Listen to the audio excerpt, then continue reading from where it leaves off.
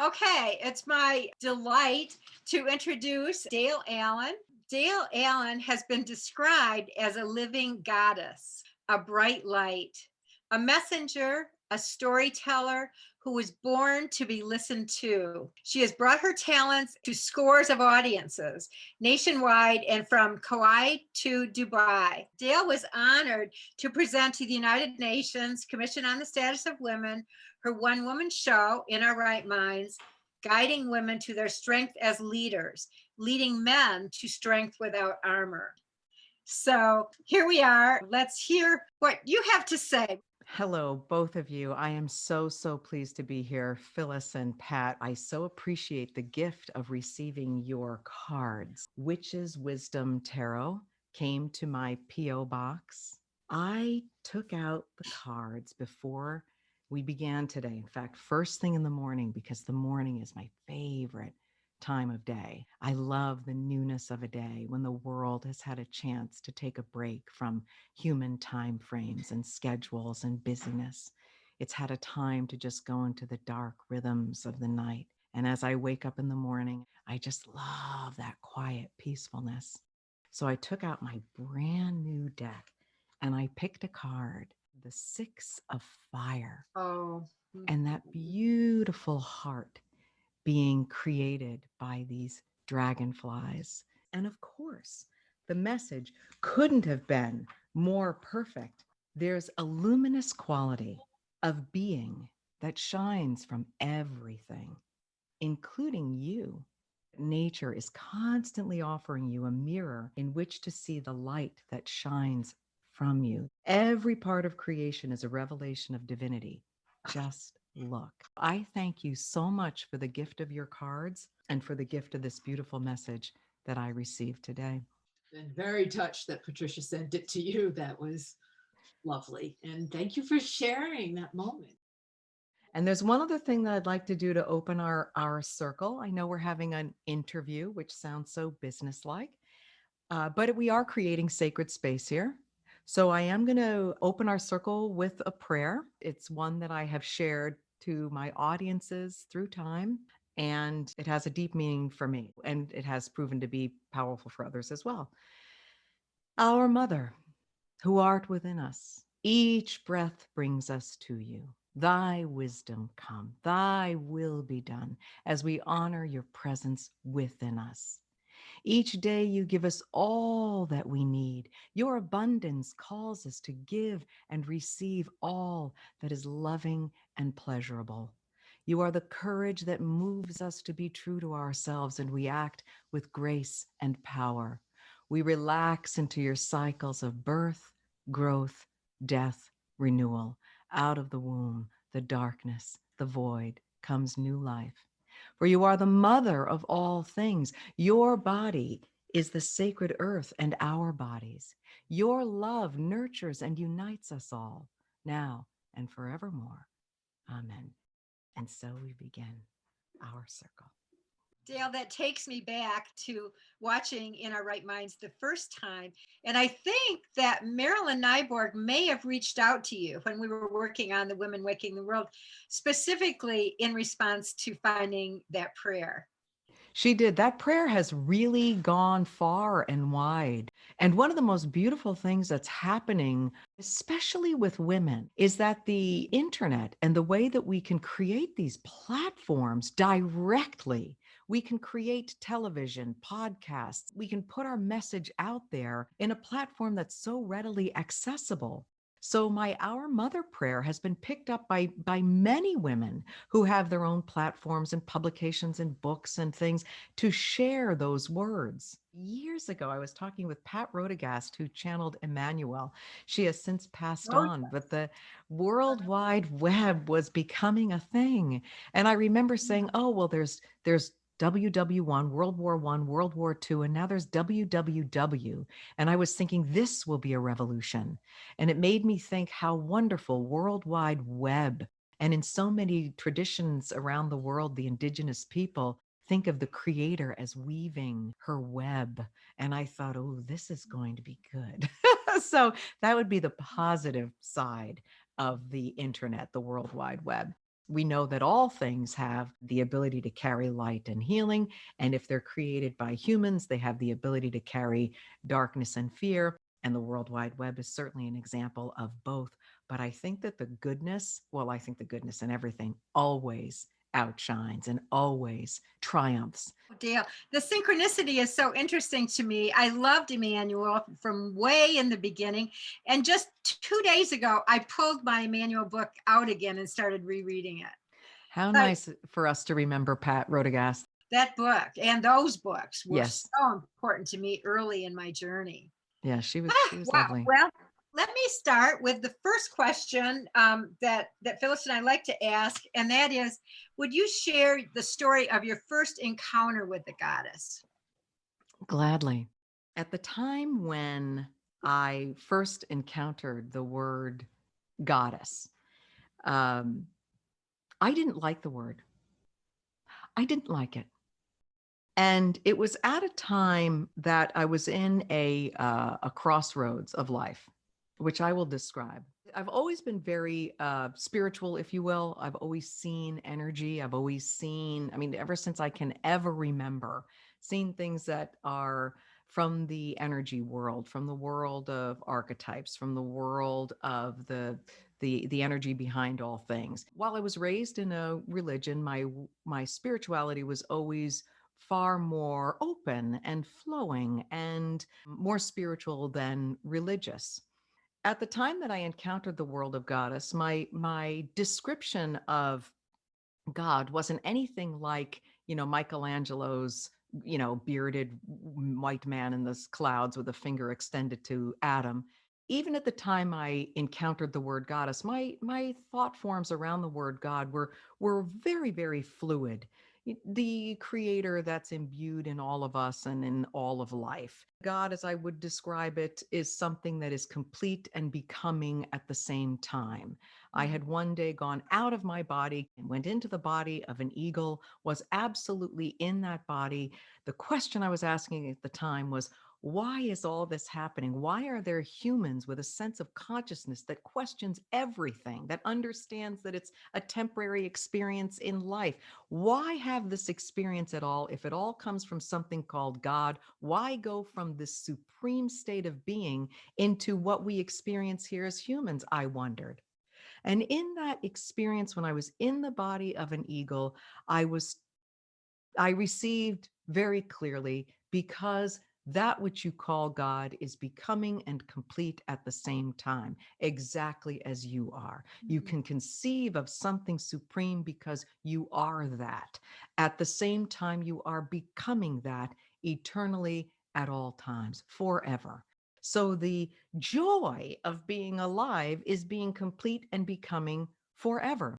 There's a curiousness to that. There's a dance to that. There's a constant creative play to all of that. So this was my sense of what God was. And since I didn't perceive any kind of gender issue to that, I didn't feel any gender imbalance around that. When I began encountering the word goddess, which suddenly was popping up everywhere, I thought, this isn't necessary. It's not a necessary word. I didn't like that it was giving some kind of personification to the deity. I didn't like that it was assigning any gender at all. And I just resisted it. And the word, even for me at that time, felt almost like it was attached to a kind of anger, maybe coming out of 1970s feminism. Something about it wasn't sitting right with me. Well, because it wasn't sitting right with me, and I'm thinking, I'm animating a female human. I need to go straight into that word, goddess. I need to go so deeply into it and find out why, upon first encounter, I thought, not necessary, don't need it, don't like it. So that is how and why I turned to go so deeply into studies of the goddess. Everything: anthropology, psychology, archaeology, art, history, myth, everything, every possible angle that I could saturate myself in this term, goddess, this thing. I found that journey to be so transformative that I then had to share it. And that's why I wrote first my play Dancers of the Dawn, which was a cast of 7 different women, different ages, shapes, sizes, colors. And then I had my daughter, so I couldn't keep a play going and a cast and a theater. So I turned it into a one-woman show that I could easily pack up with my rain stick and go anywhere and present. I had found that experience to be so transformative that I needed to share it. It came at a time in my life when I was at a crossroads. You know, Pat, you just listened to that Crone podcast and how important it is when we come to those moments in life where where we're at a crossroads, where we thought we were headed, we don't arrive, where what we wanted doesn't happen, where what we believed in crashes down. It could be a health crisis in ourselves or others. It could be a relationship crisis. It could, whatever the individual circumstances are of our own lives, although the details are different, the theme is the same. It crashes down. We're in a void. I learned at that time, when I was in this great void, to trust the void, to not try to fill it in quickly. We don't live in a culture that honors the void. We can't walk around and say, yeah, I'm in a void right now. I'm just taking some silence. The world wants to know, no. Well, what are you producing? What are you doing? What do you have? What do you got? Show me. But I thought, no, I'm not going to do that. I'm going to trust this void. It was that first really intense void that I could perceive of as a young adult woman. That void was where I started to hear goddess. And that's why I started to realize maybe I'm hearing this term over and over again because I'm supposed to pay attention to it. And I did. And I turned inward and I started writing poetry again. And I'll give you a little example of that poetry. This one's called Mother Soil. The black night of the soul, the great black void, is where with bare hands I till and turn rich mother soil. Sacred emptiness, the very place of the inception of the seed of infinite possibility. I tilled and I turned that dark soil for a long time. And that was how my goddess journey, or as I call it now, my goddessy, began. We don't know how deeply entrenched the masculine hierarchy or images of the divine, we don't sense the masculine textures around that. We don't even know they're there really, especially if we're very spiritual people like me, and it's a spiritual. We don't know they're there until you start using the female pronouns. It's only by starting to use the pronouns, looking at the imagery, saturating ourselves in it, that it gets underneath these foundational masculine thought forms that are in there. You can't go at them directly. You have to go at them by saturating yourself in the complement of the feminine, because then that energy comes in and gets underneath the masculine. So it's not so deeply entrenched and you can have more of a balance. But we are at such a deficit for the female that we need more and more and more of her. And men need her too. We all do. Yes. We all do. And we as embodied females need to really be her presence, whether we're her artist, her spokesperson, her communicator, her breather, her planter, her whatever it is that we are, be that and be this feminine face of the divine for the sake of ourselves and everybody else, and certainly including the men we share this planet with, the men and boys. Wow. I'm actually awestruck with that sharing that you just gave. Whew. I had a man who was writing a book about patriarchy. And I said, we women need that because we're like fish swimming in the ocean and we don't recognize the ocean. And that's how, and of course we internalize so much the patriarchy, but this idea of recognizing the feminine and then embodying and expressing and bringing that, maybe grounding that more and more onto the planet is a way to say that too. That's amazing. Yeah. Yeah, it's really amazing. And your book, your play, In Our Right Minds, changed my world significantly. Um, yes, I watched it. As a matter of fact, I still have it. I still have the DVD. I was just looking. I don't know how you watch DVDs anymore, but I've watched it so many times, and it opened me up in a way that I don't know. I don't think anything else really ever has in terms of the um, power of the goddess. Because I wasn't too crazy about that word, but your play was life changing for me. And I guess that brings me to my next question. If you can talk a little bit about your play and your intention, maybe you can flesh it out for us a little bit, because it was monumental. It is monumental. Thank you so very much. I did put my full everything I have into that piece. I know that we all learn in different ways. So I thought the only way that I can share this message is by coming at it from every possible angle.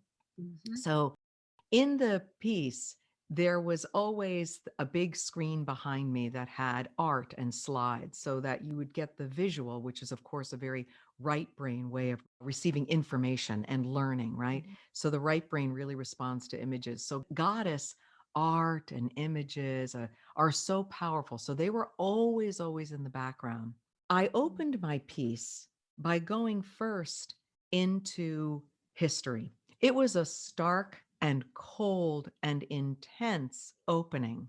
I entered and I took out this black book that I made, this prop, and it had all of these proscriptions against the feminine through history. Oh, yes. So the lights went down, the door flew open, and I just came in and said, the women of former days took 2 husbands, but the women of today, if they attempt to do this, must be stoned to death. Mesopotamian Law Code 2350 BCE. I could carry on and go all the way through, but it was about 10 minutes of all of these proscriptions against the feminine through time, right on up to the quote, modern fathers of psychology. And of course, the Malleus Maleficarum, the hammer of witches, and the words that were in that book. And it was intense. And people would really respond to that on a visceral level. That's right.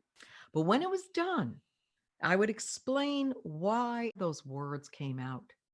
And they were released into the room so that wherever in our bodies those old proscriptions are still in there cellularly, the words came out so that in like frequency, they could go into those places in our bodies, create a sense of entrainment, like energy goes to like energy, and then spiral out of our bodies so that we could begin to cleanse ourselves from these old dark paradigms. There is an evolution of consciousness. We come into these forms, some in masculine, some in feminine, and now we welcome all kinds of gender identities in our magnificence. We arrive as we arrive. We are all evolving. We have this opportunity to really speak on behalf of the feminine. I also know for me, I'm so in touch with the masculine inside of me, the masculine and the feminine. And I love both. And I'm thankful for both energies as they course through me. So I opened with all of these proscriptions against the feminine. And then I went into the great history that is never told, the history before the written word. We count our history with the written word as if that's the only history humans have. The great majority of history is hunter-gatherer cultures. That's the great majority of our human history. We don't consider all of that time of deep connection to the planet, hunting and gathering, and that wonderful balance of the right and left hemispheres of the brain, the masculine and feminine hemispheres, perfect balance. We were born with 2 hemispheres to work in perfect balance. But the discourse of our society prizes the left hemispheric, logical, linear, goal setting, achieving, time bound. I'm very thankful for that side of myself, but it's not the only, because we have right across the corpus callosum this incredible right brain intelligence, intuitive, energetic. We are one. We are not separate. My left hemisphere doesn't know that, but my right hemisphere does. We learn that from people who have had massive strokes in their left hemisphere and are in their right hemisphere. Wow, what they have to teach us. That's right. So in our right minds, I saturate the audience in every possible way of looking at this feminine energy. And I talked a lot about right hemisphere and left hemisphere so that everybody's included. We all have masculine and feminine energy. We all have left and right hemispheric intelligence. And I took the audience through this journey. And I had people at the other side of it say, it's like you took a can opener and opened up my head. And I just see things differently now. Mm. And I went into the history and the myths, and I went into various discussions as to why this shift happened from the balance into the dominance of the masculine. But it was certainly a message of hope. It was certainly a message of optimism that we are at this moment on the planet where we can wash through the confines and the rigidity of hierarchical masculine dominance. And all of us, men and women, can come through to the balance that is our birthright. And so it was a very positive message, ultimately. Mm, mm, mm. Yeah. I've watched on YouTube and I see the little pieces, but I'm hungry to watch the whole piece again. Thank you very much. Oh, Definitely had some fun with it as well. Comedy, original songs. I had my, a whole comedic scene about being a woman at home, oh, taking a beauty test, pinching the inch, pinching the fat, reading the magazine, there's nothing that's right about us. Everything is wrong with us. We're not good enough, all of that. And then I broke into a song about, loving myself anyway. So there's a lot of fun with that. I mean, here are my goddesses, and you've got goddesses too, but when you get used to this way of seeing things, my beautiful goddess of Willendorf right back here, right. she's so beautiful. Uh, And I remember, when I would first encounter a shape like that, I would have a lens. And now I just see, I just want to hold her, you know? So it's really, it's helpful for the work that we're doing to uh-huh. share the imagery, the Mm, energy, the mm, poetry, the intuitive guidance, all of these things that we can do. mm, It's helpful. It's helpful. mm, It helps to change the lens through which people mm. perceive life. Yeah, changing the lens. That actually brings me to the next question I was thinking about asking you, and that is, can you share your thoughts and feelings about why conversation and connection with Goddess is crucial for our time? You do not have to birth children to have a connection to all of the world's children. Mhm. What do we want to do as mentors and guides and wise women and anybody that is in a position to nurture the upcoming generations? To Mm, me, it is so, so important to just make as natural the feminine pronouns for the divine as the masculine pronouns are. To mhm, just look at the feminine body as holy and sacred. And because of what's happening in our world, the darker side of the internet, I talked earlier about the positive side of it, helping young women and men to remember, to understand, to embrace the sacredness of the female form. We have work to do around that. There's so much out there right now that is disconnecting us from the sacred of the body, the sacred of the female form. And it's getting even nuttier because in the palm of a person's hand, they can just click past faces. These are people, mm, but they just become just nothing. It mm, just, what is this image, this image, this image? And we need to help our young women in particular to own that they are sacred, valued, valuable, because this will then help them to hold on to that message as they interact with our sons. I don't have a son of my own, but I have many, many sons because we all do. We share the Earth's children. This conversation right now is especially important because the separation of embodied sacredness of this flesh, of this thing that brings us around the world is getting challenged. People are detaching from themselves because of a virtual mm, world. And this is causing a great pain in people. Mhm. And we need to help with that by helping young women to recognize their sacredness. And if they can hold on to it, then they'll send a signal to the men around them. Beautiful. What's coming up for me as I'm listening to you is, Dale, your experience with the eagle and moving into the embodiment of that eagle and the divinity that comes through the natural world, through Mother Earth.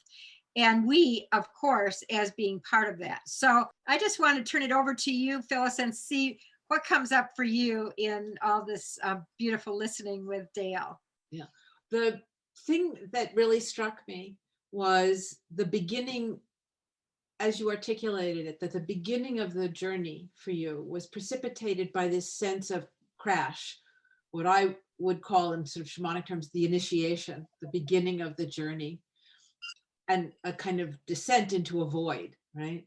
And then the discovery that the void is the womb and it's full of potential, right? And possibility. And that in fact, we're even in these dark, dark times, which is what we're all in now collectively in this period of facing COVID and other forces and the destruction of the earth. It's a very void-like period. But if we, as you said, if you plunge deeply into the experience, including the sorrow, what you find is that the void isn't empty, right? And that you're being held. It's a very feminine energy to be in that place of gestation, of empty, of waiting. Mm-hmm. And then something awakens. I mean, the realization that you're held, that the void isn't empty, that as long as we are present, that there's life. And then out of that seeming dark place, we awaken and we start to grow again. And the shift that you experience, that I experience, that other women are experiencing at this critical moment seems to be one of embodiment, that our bodies have been negated for thousands of years, that our presence in the world has been negated for thousands of years, that our contributions, other than having children, which is pivotal, but nonetheless, right, that we've been in a void. And lo and behold, the void was the womb of the mother. And when, whatever it was that woke us to her nourishing presence and our own being, that we emerge embodied, and that we see her and we experience her as embodied, that the divine isn't someplace else. It really is right here, which is what you were talking about, women's bodies, that we begin to realize what's been forgotten, that the divine is us and the natural world all around us, that we're and the flow of the sacred, the energy that you talked about initially, that creates everything, is connecting all of us. It's embodied. And that's exactly that's the missing piece. To me, that's the missing piece.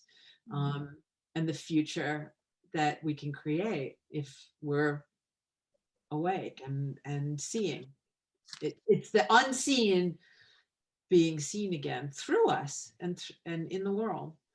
I think about how the embodied and the connection to nature, how important that is, because there's a positive side of the internet where everybody has a platform and so much good can be done, but all things created by humans can also carry the fear energies. So the same platform can give, voice to hate, right? Hate, fear, religions that divide, the only right religion and everybody else is wrong. Those sorts of things. It's amazing to me the human mind is such a place of light and such a place of expansion. It's also the darkest place in the universe because it has the ability to go against nature. It has the ability to disengage from everything that is around us. If you are alive, you are of nature. But this meatball in the cranium can make you think thoughts that go against the very principle of life. Life wants to live. It doesn't quit. It comes up in asphalt, in the pavement. It's all right there. Perfect balance. Life alive. Life wants to live. I am made of that, and that's really all that matters. And there's a natural desire to give love, to create, to nurture, that also comes from nature. Only the human mind would turn us against that, turn it on its head, turn us against life, turn us against ourselves, turn us against love, turn us against a desire to live. It's amazing.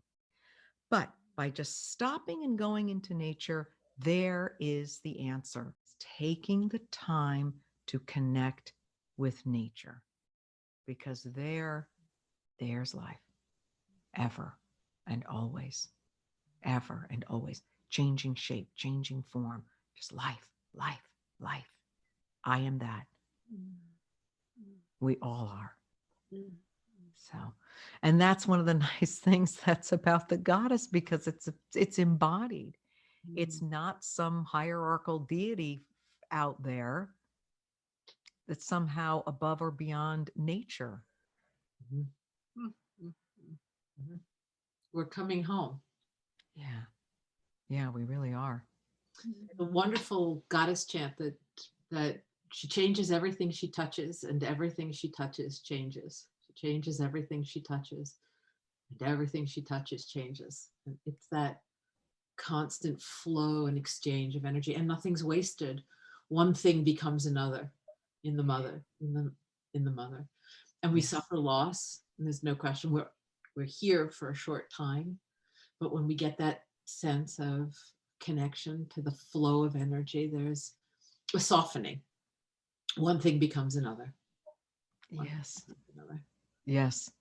And just a relaxing out of the over-functioning mind, just relaxing into being a part of something that has its own wisdom. I did this presentation on the crone, which Pat mentioned, and in channeling the crone, one of the things that she says is the scene in this particular piece is a winter landscape, and the emptiness, the void of the winter landscape. You don't see everything. You don't see the fruits and the flowers and the maypole and all of your creations and all of your accolades and ribbons. It's winter. It's dark. It's empty. It's you don't see the path. You just see the trees silhouetted against the sky. And this image I have in that void is going down into a cave beneath the snows, where this ancient woman is tending a fire.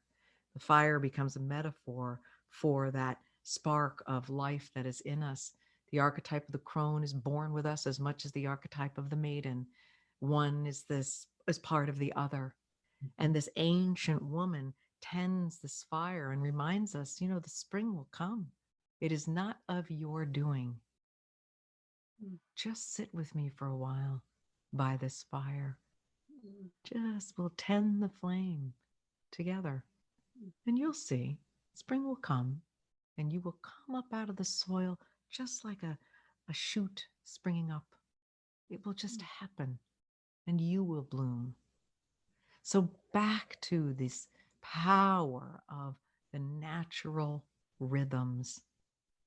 It amazes me how disconnected we can become from the natural world, and how much we are saved by it.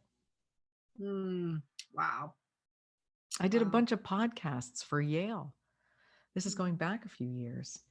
And the term is biophilia. They had classes talking about biophilia and how important it is for people to be connected to nature. And I love it when, science and institutions and education come to the same conclusions that we know intuitively. Yes, we need to be connected to nature. Yes. Yeah. For every measure of health, we need to be. That's wonderful to hear. And what Phyllis talks about so much, and I certainly want to learn more about it, is biomimicry. Phyllis, would you want to say a little bit about that? Well, you were speaking earlier about, isn't it marvelous when science confirms, what what we know in our bones to be true. There's a marvelous work now being done. Janine Benrus is sort of the leading figure and has created the Biomimicry Institute. And it's exploding now as people are discovering this very fundamental work. They began, biologists looking at nature to see how nature solves the problems that people have. How does she create a lens? How does she create an adhesive? How does she create a suspension bridge? Because she creates without destroying. We create by destroying. We burn fossil fuels and we beat things up and then we put them together and we create tremendous waste and destruction in our wake. And yet Mother Nature is creating everything without destruction and without destructive waste.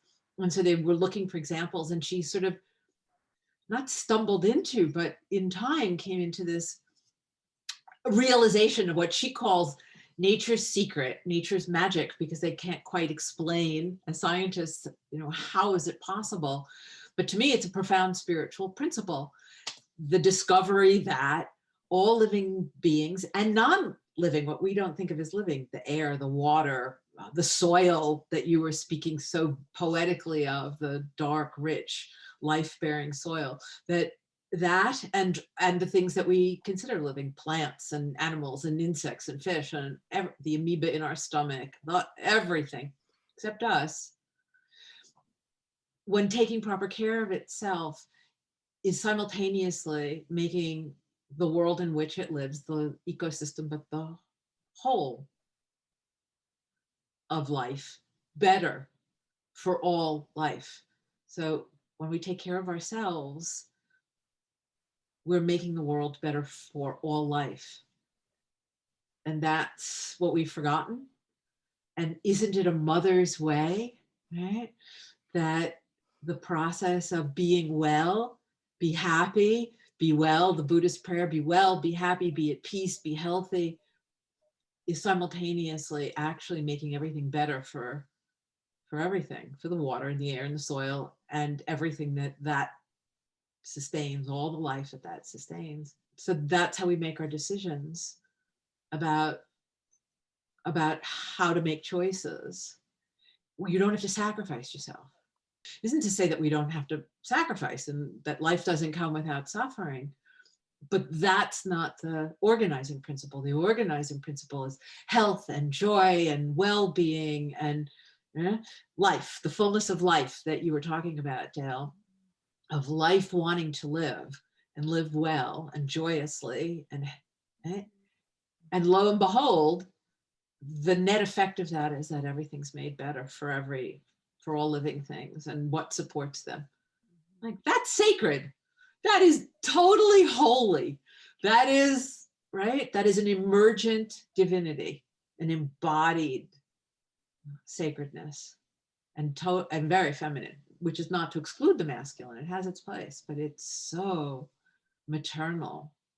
That's an embodied ethos that's erotic too. And so it's not logic. It's not like, do this or I'll punish you. Here's the rule book.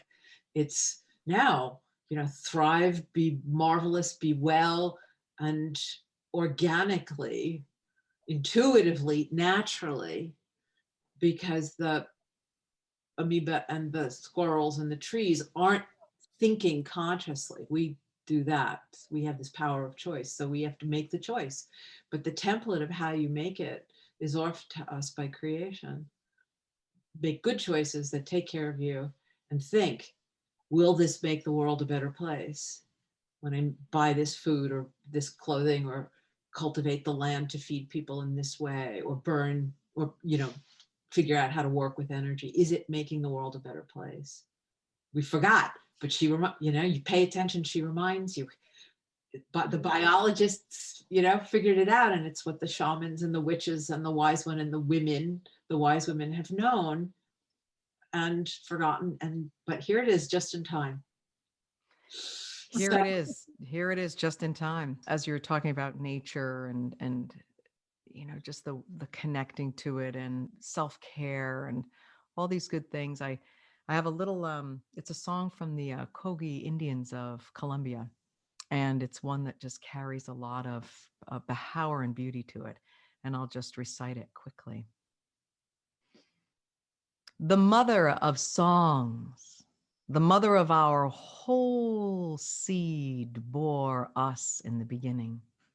She is the mother of all races of people, of all temples and all tribes. She is the mother of the thunder, the mother of the rivers, the mother of the rain, the mother of the trees and all things. She is the mother of the animals, the only one, and the mother of the Milky Way. She is the mother of the grain, the only one we have. She alone is the mother of all things. She alone. And the mother has left a memory in us all. Oh, oh my gosh. Perfect circle. An opening prayer and a closing blessing. Full circle. Oh, Dale. I have been so, well, both you guys, I've been so excited for you guys to meet. Being able to introduce Phyllis to you, Dale, is something I've been so looking forward to. So, oh, better than I ever could have anticipated. I'm really pleased. Thank you, Pat. I'm really happy, and I love this. I have my cards to keep with me, and it's just so good to be connected. Yeah. You know, there's one other thing I'm going to say too, because just to anybody watching, just one little thing that came through that just it won't let me rest without saying it. Yes. We are living in some very challenging times right now. And one of the things that Phyllis was talking about before made me cry. I began to realize there was a tear coming down my face, and I didn't touch it. I let it be. I just wanted to say that there is crying that needs to happen, and crying is happening. But I want you to think of it this way.